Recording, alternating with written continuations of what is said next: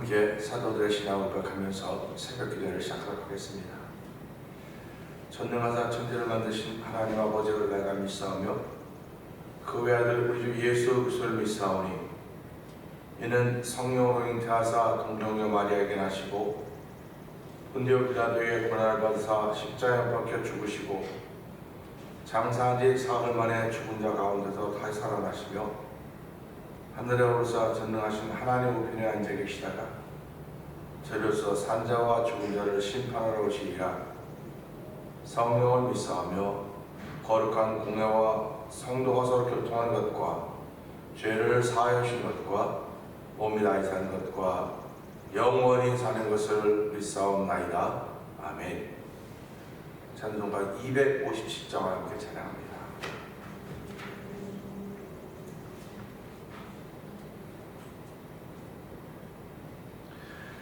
마음에 가득한 의심을 깨치고 지극히 화평한 마음으로 찬송을 부르는 어린 양 예수의 그 피로 속죄함 얻었네. 속죄함 속죄함 주 예수 내 죄를 속했네. 할렐루야 소리를 합하여 함께 찬송하세. 그 피로 속죄함 얻었네. 금이나 은같이 없어질 보배로 속죄함 받은 것 아니요.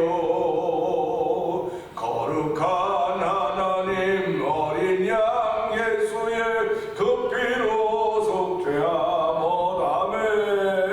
속죄함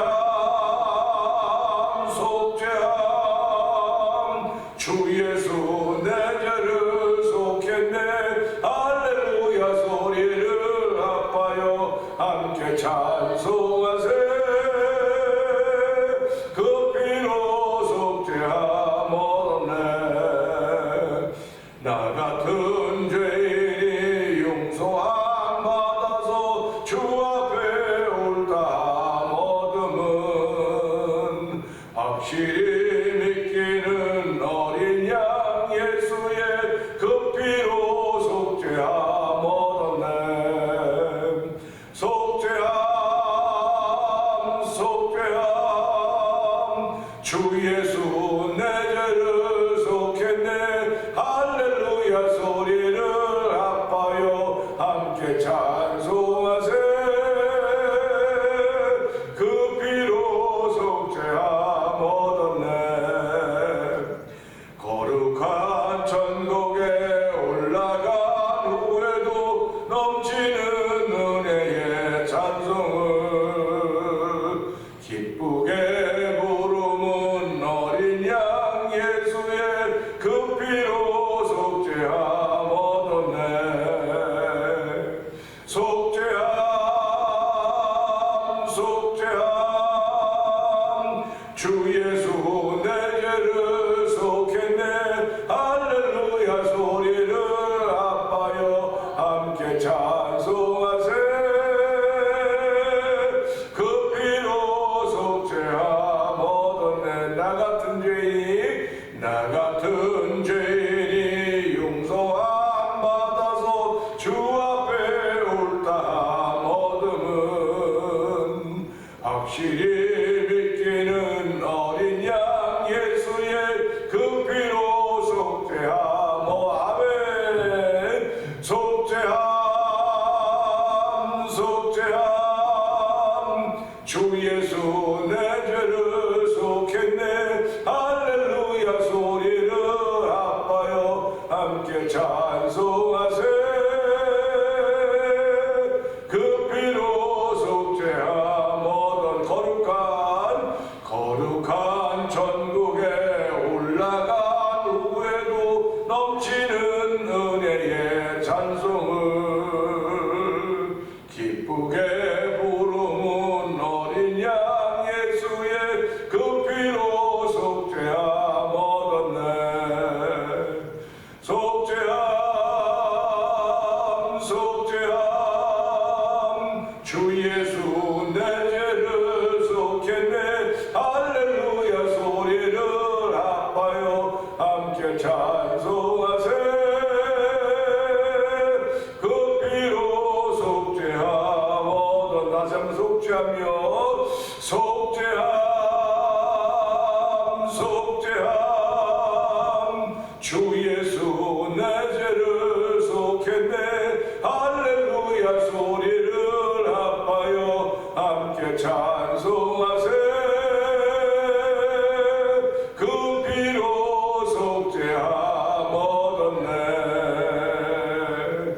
아멘. 아멘. 그렇습니다. 우리가 아무리 원수를 마음에 새겼다 할지라도 예수의 피는 우리를 속죄하고 깨끗게 하는 능력이 있습니다. 하나님 아버지 이 시간에도 예수 그리스도의 보혈의 능력이 우리를 죄속했습니다. 우리를 구원케 했습니다. 하나님 아버지 구원받은 주의 백성이 살아가야 될 도리를 오늘도 이 시간에 은혜 받는 자를 통하여 알게 하여 주시고 한 달 동안도 하나님을 기쁘시게 하는 이기는 자의 반에서도 도우시옵소서. 성령의 기름 부음 있게 해주옵소서. 우리 주여 세 번 크게 부르고 3, 4번 동성 기도합니다. 주여!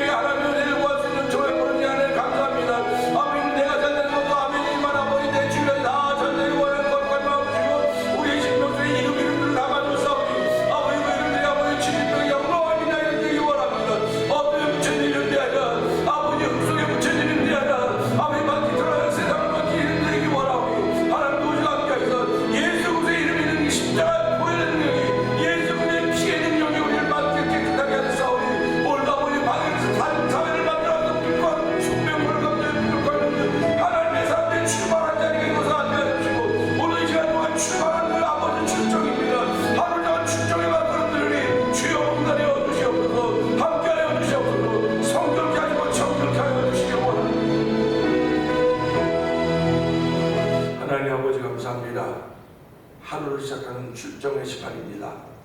아버지 출정의 시간에 예배할 수 있는 예배자의 자리에 나오게 하여 주시고 하나님을 예배하게 하시니 감사와 영광을 돌려드립니다. 아버지 늘 우리가 하나님의 은혜를 구하고 하나님의 도움받아 하루를 살아가듯이 머리부터 발끝까지 하나님 도움 아닌 것이 없습니다. 다 하나님의 도움인 줄 알게 하시고 모든 것을 하나님 중심으로 생각할 수 있는 귀한 이들이 이 새벽에도 저희들 가운데 열매로 나타나게 하시고 시작으로 나타나는 자리가 되어 도우시니 감사합니다. 하나님 아버지 말씀을 함께 나눌 때 성령의 기름 부은 자리가 되게 하여 주옵소서. 아버지 영상예배에 참여하는 그들도 역시 동일하게 성령의 기름 부음이 있어서 아버지 그들의 삶이 또 하나님께 붙들림 받은 귀한 삶이라고 고백하며 시작하는 출발의 시간이 되길 원하옵고 예수님께 하심으로 감사하며 기도합나이다. 아멘. 갈라디아서 6장을 봅니다.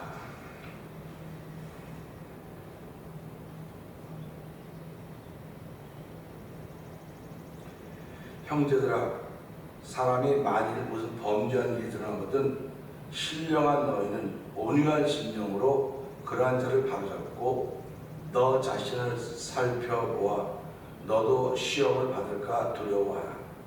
너희가 짐을 섞으시라 위하여 그리스도의 법을 성취하라. 아멘. 만일 누가 아무것도 되지 못하고 된 줄로 생각하면 스스로 속임이라. 각각 자기 일을 살피라.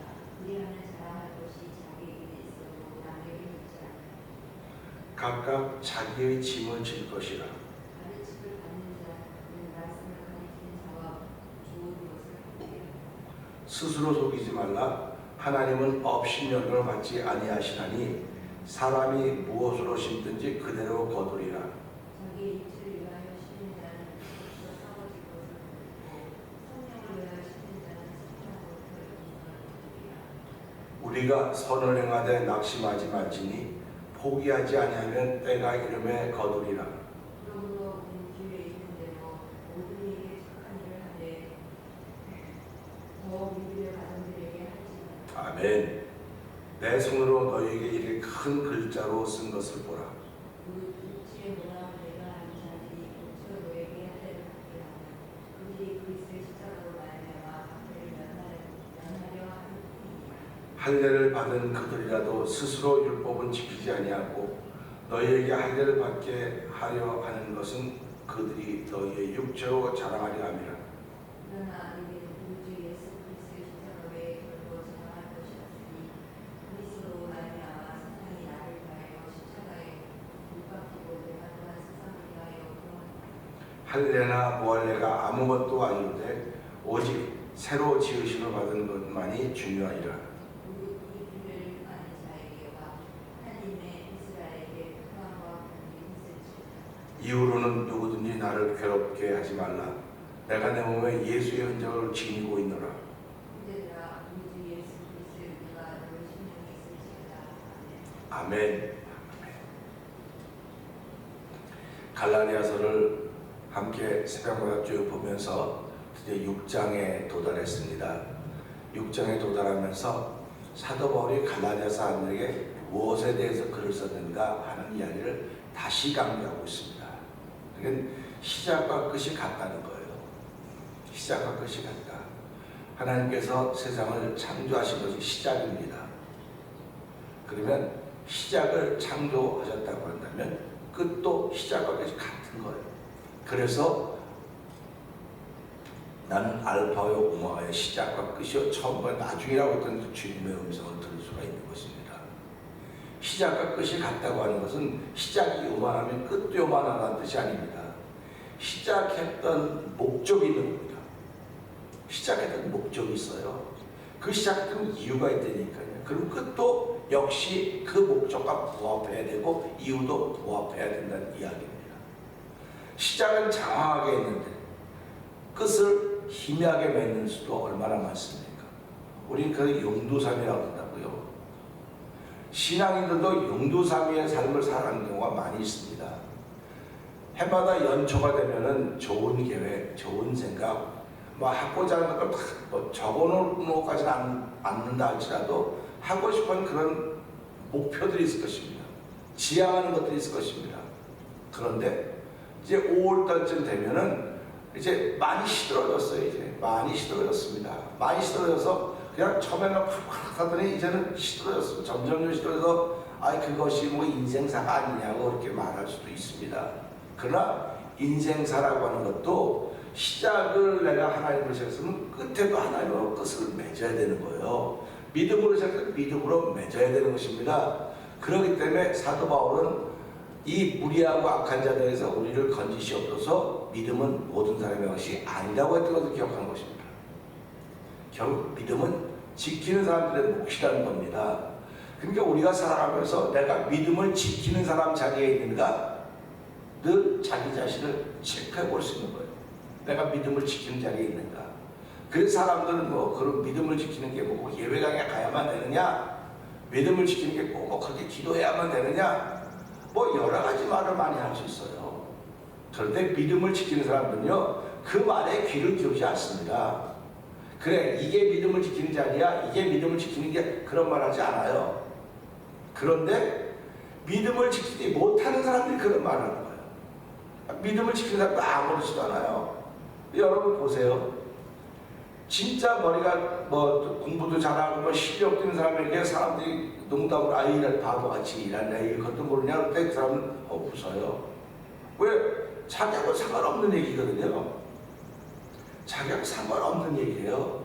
근데 진짜 실력도 없고 못한 사람에게 에이 바보같이 그것도 못하냐 그러면 그건 막 싸우자고 덤벼드는 겁니다. 그래서 성경은 잠언 29장에도 악인은 쫓아오는 자가 없어 도망가지만 의인은 사자처럼 담대하다는 겁니다. 오늘 저와 성도님들이 세상을 살아가면서 담대한 이유는요 하나님을 믿기 때문에 담대한 거예요. 예수님 때문에 담대한 겁니다. 내 실력 때문에 그런 게 아니에요. 그러니까 우리가 살아가면서 우리는 실력은 다 도토리 기적이에요. 전부 다. 여러분 잘해봤자 얼마나 잘하겠습니까? 못해봤자 얼마나 못하겠습니까? 근데 우리가 자랑할 수 있는 것은 사도 바울의 고백처럼 예수 그리스도 십자가밖에 없는 것입니다. 그래서 오늘도 우리 이 말씀을 들으면서 6장을 마무리하면서 1절의 말씀을 보면서 신령한 사람들이 어떤 사람들입니까? 함께 은혜 나누기 원합니다. 1절 한번 읽어볼까요? 시작. 형제들아, 사람이 만일 무슨 범죄한 일이 드러나거든 신령한 너희는 온유한 심령으로 그러한 자를 바로잡고 너 자신을 살펴보아 너도 시험을 받을까 두려워하라. 아멘입니다. 이 말씀 속에는요, 사도 바울이 가지고 있던 복음적인 생각이 다 들어가 있어요. 함축되어 있습니다. 그러니까 우리가 이런 말을 하죠. 그 말 한마디 속에 모든 게 다 함축되어 있어요. 그래서 보통 뭐 사람들 인터뷰하거나 뭐 대답할 때 마지막 마무리에 한 말씀만 해주십시오. 그 한 마디 속에 다 들어있는 걸 말하는 겁니다. 그러니까 여러분들도 살아가면 말하고 살지 않습니까? 저도 말하고 살고 여러분도 말합니다. 근데 그 말 속에 뜻이 들어가 있다고요. 뜻이 들어가 있는데 많은 뜻을 포함한 말이 있는가 하면 하나만 딱 포함한 뜻, 그것도 있는 거예요. 그러니까 생각이 깊은 사람들은 그 말 속에 많은 것이 담겨있던 걸 찾아내는 거예요. 생각이 깊은 사람들은. 그렇기 때문에 명철한 사람은 뭐냐? 하나님의 깊은 것을 길어낸다고 하는 말을 그렇게 하는 겁니다. 그러니까 저와 성도님들이 생각이 깊다고 하는 것은요, 뭐 아이디어가 많다 그런 차원이 아니에요. 아이디어가 많다는 차원이 아니고요, 상대방이 말하면 그 말의 뜻의 깊이를 자꾸 알아가는 것, 이게 생각이 깊은 겁니다. 그래서 하나님이 예수 믿는 사람에게 생각의 깊이를 줬다고요. 그래서 그걸 어떻게 표현해? 그걸 성령의 감동하심이라고 표현하는 거예요. 성령의 감동하심이 있으면 이 말씀이 이렇게 하나 나와 있습니다. 형제들아, 사람이 만일 무슨 범죄한이 드러나거든. 이건 한 절입니다. 한 절인데 사도 바울이 여기에 자기의 마음이 다 담겨져 있는 거예요. 그러니까 하나님은 말씀이라고 했습니까? 하나님은 말씀 속에, 말 속에 당신의 것을 다 담아놓으신 거예요. 그러니까 그 당신의 걸 다 담아놓은 그 말씀이 몸을 입고 이 땅에 오신 분이 바로 예수님이라는 겁니다. 그러니까 예수님 속에 하나의 모든 게 다 들어있어요. 그래서 그분은 그리스도라고 말하는 거예요. 그래서 우리가 이런 말씀을 들을 때마다요, 이 한 절 속에 하나님의 생각이 다 들어있다. 다 들어있는데 내가 이 하나님의 생각이 다 들어있는 것을 보면서 나도 성령의 감동하심이 없으면 그걸 알아차릴 방법이 없는 거예요. 알아차릴 방법이 없어요. 그러니까 이걸 우리가 아주 더 쉽게 말하면 옆에 새가 이렇게 있고 토끼가 있고 그러면 토끼야 새야 이렇게 부르면 다 도망가요. 얘네들은요. 도망간다고요. 왜 난 진짜 좋아해서 불렀는데 왜 도망갈까? 언어가 다르죠. 생각이 다르기 때문에 그런 겁니다. 신앙생활도 똑같습니다. 하나님을 믿고 신앙생활인데 하나님과 같은 생각이면 얼마든지 교제하고 가까워질 수 있지만 다른 생각이면 하나님 가까이 오질 않아요. 하나님 가까이 오시지 않는다고요. 이거 다른 말로 하면 내가 하나님께 가까이 갈 수가 없는 거예요. 그래서 주변에 만일 범죄한 일이 드러나거든 신령한 너희는, 참 사도 바울이 상대방을 향해서 어떤 마음을 갖고 있는지 알겠지요. 갈라디아 사람들이 지금 복음의 사람들이 있는가 하면 복음과 더불어 한대를 받아야 된다고 하는 건데 갈등을 일으키는 그 공동체를 편질 수는 없다. 지금 고민을 하고 있는 그 공동체를 편질 수면서 신령한 너희는, 그러면 모든 사람이 다 신령한 겁니까? 그런데 사도 바울은 신령한 너희는 그러면서 공을 그들에게 던져주고 있는 거예요. 그러니까 이 말씀을 듣는 사람이 나는 신령한 사람인가? 아닙니다. 스스로 생각하게 되는 거죠. 설교라고 하는 건 공을 던져주는 거예요. 내가 받을 수도 있지만 공을 던져줌으로 말미암아 내가 받으면 그 받은 걸 통해서 은혜를 받는 것이고, 공을 던져도 못 받으면 놓치는 거예요. 공을 놓치는 겁니다. 그러니까 오늘 갈라디아 사람도 이 말을 받으면서 무슨 범죄가 드러나야 신령하지 않은지 신령한지가 드러나는 거예요. 그러니까 다시 말하면 공동체 속에 어려움이 생겨져야, 시험거리가 생겨져야 그들 중에 신령한 사람도 있고 그렇지 못한 사람도 있구나, 이게 드러난다는 겁니다. 그러니까 하나님은 언제 드러나냐? 범죄한 일이 있을 있을 때 하나님 드러나는 거예요. 그러니까 우리가 살아가면서 우리가 늘 죄인이라고 말하는 건 내 삶 속에 하나님이 드러나기를 원하는 것이 하나님 뜻이라는 겁니다. 그러니까 난 범죄하지 않았어, 난 죄진 게 없어, 그러면 하나님을 거짓말하는 자로 안다고, 하나님을 거짓말 안 시키는 것이고 그 속에 하나님이 없다고 말씀하는 거예요. 진리가 거하지 못한다고 말씀하고 있지 않습니까? 그러니까 우리가 이런 말씀 보면서요, 아 그렇구나. 그러니까 내가 사는 모든 삶의 저는 항상 범죄라고 하는 것이 또아리를 들고 있습니다. 지금 드러나지만 않았을 뿐이 속에는 있는 거예요. 근데 그걸 드러나려고 할 때마다 하나님의 은혜를 알아야 되는 것이고, 그걸 드러날 때마다 여기 나오지 않습니까? 너희는 온유한 심령으로. 그렇습니다. 그러니까 갈라디아 사람들이 지금 이래 두 그룹이 지금 대립을 하고 있는데, 이 대립하는 걸 보면서 신령한 마음으로 신령하다고 얘기했습니다. 그러니까 그들이 스스로 하는 거예요. 내가 지금 신령한 쪽에 있는지 아닌지. 근데요, 신령한 너희는 온유한 심정으로 했습니다. 온유한 심정으로. 그래서 이걸 보면서 그래요. 주변에 신령한 사람들을 가끔 이렇게 좀 꿈 얘기하고 막 그렇지, 이렇게 신령한 사람들, 신비한 것 같은 사람들 얘기 들지 않습니까? 내가 꿈을 꿨는데 뭐 해야 돼? 그러면 우리가 농담으로 왜 자리 안 피냐고, 돗자리 피고 자리 피라고 그런 얘기 하던 시절이 있습니다. 지금도 주변에는 우리와 다른 영적 세계를 통해서 우리보다는 좀 더 신령한 세계를 바라보고 또 살고 있는 사람도 있을 것입니다. 그러나 그들에게 자리 펴라고 하는 얘기는 이제 하지 않습니다. 그만큼 세상이 달라졌다는 얘기예요. 그건 무슨 말이냐면요, 점점 그렇게 신비한 것이 그리워지는 시대가 됐단 말이에요. 신령한 것이 그리워요. 예수를 믿으면서요, 예수를 믿는 자체가 신비거든요. 신령한 거거든요. 근데 예수 믿는 사람에서 이런 신비한 게 안 나타나는 거예요. 신령한 게 안 나타나는 거예요.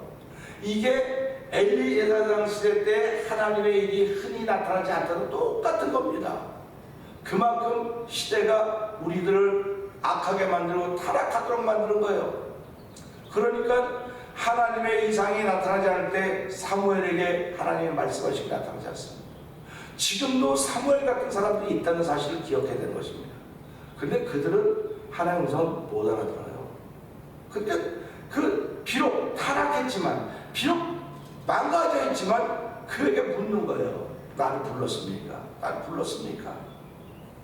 그러니까 엘리사는 나중에 아마 여호와께 너를 부르시나 보다 하고 가르쳐주지 않습니까? 오늘도 이걸 보면서요, 이 신령한 일이다, 신비한 일이다, 이걸 가지고 우리는 무슨 얘기를 하냐, 미래에 대한 궁금증이 다 있습니다. 누구든지 미래에 대해서 궁금증이 다 있기 때문에 인류가 존재하는 날 동안에는 어디서든지 신령한 사람이 등장할 것입니다. 신령한 사람은 어떤 사람이냐? 여기서 말하는 신령한 사람은 마음이 온유한 사람이에요. 하늘에 뭘 보고 이런 사람이 신령하다고 말할 수 있겠지만, 성경은 마음이 온유한 사람을 신령한 사람이라고 해요. 그러니까 마음이 온유한 사람 복이나 저희가 땅을 기업으로 만나거든요. 그러니까 이 땅에서 칭찬받는 사람이 마음이 온유한 사람이에요. 그러니까 그럼 온유한 사람이 뭘 하냐? 여기 보니까 그래요. 온유한 사람은 뭘 하냐? 그러한 자를 바로잡으라는 겁니다. 다시 말하면 시험거리를 가지고 있는 사람을 온유한 심령, 신령한 너희들은 온유한 심령을 그런 사람 바로잡아라. 문제 해결에 나섰는데 무엇을 하느냐? 온유한 마음으로 해야 된다는 겁니다. 그러니까 우리는 온유한 마음이 참 어려워요. 그리고 뭐라고 표현해야 될지를 모르겠어요. 온유가 뭔가, 따뜻한 마음인가, 무슨 말, 표현을 못해요. 표현하기가 어렵습니다. 그런데 내가 가기만 하면 풀어져요. 내가 가기만 하면 화합이 돼요. 내가 가기만 하면 기쁨이 돼요. 이게 온유한 거예요. 그러니까 그런 사람들은 뭐라고 말합니까? 문제를 해결하는 사람이다, 그러지 않습니까? 그래서 주여 나를 평화의 도구로 써주소서라고 하는데, 오늘 이 땅에 있는 모든 사람들의 문제를 해결해 주신 분이 바로 예수님입니다. 그래서 예수님을 온유하다고 표현하는 거예요. 그래서 모세를 치면 모세보다 온유한 사람이 없었더라 라고 말씀하듯이, 예수님이 온유하다고 하는 것은 사람들과 하나님 사이에 문제 막혔던 죄의 담을 허리셨기 때문에 가장 온유한 분이 되신 것입니다. 그러니까 그분은 우리의 심령을 바로잡고 그분은 죄가 없던 분이에요. 근데 우리들에게 뭐라고 말씀하고 있냐? 바로잡고 너희 자신을 돌아보아, 너희 자신을 살펴보아 너희도 시험을 받을까 두려워하라. 그러니까 이 신령한 사람들은요, 온유한 마음을 가지고 모든 걸 풀어가는데요, 자기 자신을 늘 비춰보는 게 그 일에 내가 지금 바로잡으면서도 바로잡으려고 온유한 마음을 가지고 가고 있으면서도 그렇고 자기 자신을 돌아보는 겁니다. 그래서 예수 믿는 사람은요, 자기를 돌아볼 줄 아는 사람이에요. 내 자신을 알라고 하는 철학자 얘기를 잘 알면서도 불구하고요, 나는 철학자가 아니기 때문에 내 자신을 몰라, 그런 소리 하지 말고요, 신앙인이라고 한다면요, 항상 하루를 시작하면서 아침에 새벽에 기도하는데 하루를 시작하면 출정식입니다. 출정식이 예배로 말미암아 시작되는 겁니다. 기도로 말미암아 하루를 시작하는 것입니다. 기도하면서 예배하면서 하루를 시작하면 나 자신을 보니까 하나님 고맙습니다. 오늘 하나님의 은혜로 하루를 시작합니다. 좋습니다. 자기 자신은 예배를 통해 자기 자신을 보고 있지 않습니다. 그러면 우리 문을 열고 나가기만 하면 자동차가 앞에 있다고요. 자동차 타야 될 거 아닙니까? 자동차를 타면서 나를 보는 것이고, 내가 가서 손님을 만나면서 나를 보는, 다 나를 보는 거예요. 다 나를 비춰볼 수 있는 거울들입니다. 그들이 거울들이기 때문에 그 거울들을 통해서 너 잘못했다 이거 고쳐야 돼 그러면 내가 하나님의 귀한 도구를 쓰면 그들이 고쳐갈 것입니다. 그런데 그들이 고쳐가는 거 보고 내가 참 좋은 일 했다, 으쌰으쌰 그러는 게 아니고, 고쳐가는 그들을 보면서 혹시 나는 그런 모습이 없는가, 혹시 나는 그런 모습이 있는데 누가 나한테 말해줌에도 불구하고 내가 듣지 않고 내 고집과 주장을 하고 있는 건 아닌가, 그런 것들을 돌아보는 것입니다. 그래서 한 달 동안 한달을 시작하면서도요, 저는 이 말씀을 굉장히 좋아합니다. 제가 사도 바울을 안 좋아했다고 말하지 않습니까? 사도 바울은 이 예수님의 말씀을 실화화시켰기 때문에, 이론화시켰기 때문에 싫다고 그런 사람이에요. 그런데 은혜를 받고 성령의 감동하셔서 보니까 사도 바울이 이 말씀을 통해서 예수의 말씀을 이렇게 했구나. 이방인의 세계로 들어가기 위해서는 그들이 가지고 있는 논리 속으로 들어가야 돼요. 그들이 가지고 있는 생각 속으로 들어가야 되지, 이 유대인의 생각을 가지고 있는 이방인 속에 못 들어가는 겁니다. 그렇기 때문에 하나님께서는 사도 바울을 쓰셨구나, 그게 믿어졌어요. 그러니까 예수님의 설교는 신학적인 게 아니에요. 예수님이 설교하신 건요, 사람이 살아가는 그 비유를 통해서 주변의 사람을 다 보면서 그걸 통해서 사람들이 깨닫게 하는, 그렇구나. 그래서 예수님 비유로 말씀할 때마다 뭐라고 말씀하시고, 너희에는 알겠으나 그러나 저들에게는 그렇지 않다, 이렇게 말씀하시는 겁니다. 근데 사도 바울은 그렇게 삶을 설교했던 예수의 말씀을 듣고 예수님 만나고 나서 어떻게 하면 이방 세계로 들어갈 것인가, 하나님은 이방인을 위해서 사도 택해놓았다고 말씀하시고 생각하면서 이것을 그들의 생각 속으로 들어가는 겁니다. 근데 그들의 생각은 날마다 새로운 것을 생각하고 새로운 걸 말했다고 하지 않습니다. 철학자들의 세계 아닙니다. 그러니까 우상을 섬기는 세계에 들어가려니까 이게 신학화될 수밖에 없는 겁니다. 근데 신학화된 것을 저희들은 지금 이 말씀을 다시 풀어야 돼요. 다시 풀어야 됩니다. 근데 무엇으로 풀어야 돼요? 성령의 감동하심이 없으면 풀을 수가 없어요. 그래서 사도 바울이 말할 때마다 뭐라고 말합니까? 내가 말하는 너희가 내 말을 듣지 않고 하나의 말씀을 듣는 그 믿음이 너희 속에 역사한다.